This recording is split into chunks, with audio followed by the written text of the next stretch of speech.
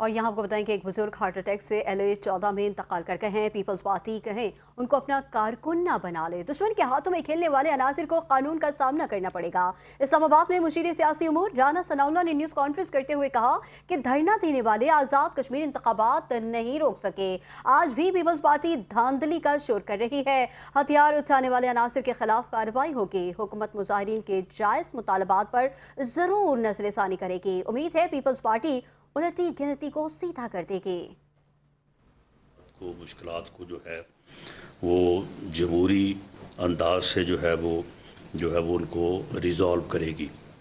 تو امید ہے کہ یہ دھرنے والی قوتیں جو ہیں وہ اب جب اپنے اس بنیادی مقصد میں کہ آزاد کشمیر کے لوگوں کو اپنے حق رائے دہی سے روکا جائے اس میں ناکام ہو چکی ہیں، تو ان کو جو ہے وہ سمجھ آ چکی ہے اور وہ اپنا جو ہے یہ احتجاج جو ہے وہ اس کو واپس لیں، دھرنا جو ہے وہ ختم کریں، تاکہ ان سیٹوں کے اوپر بھی جو ہے وہ ضمنی الیکشن کے ذریعے ان کے نمائندے جو ہیں اس علاقے کے ان حلقوں کے وہ بھی جو ہے وہ اسمبلی کو جو ہے وہ جوائن کریں۔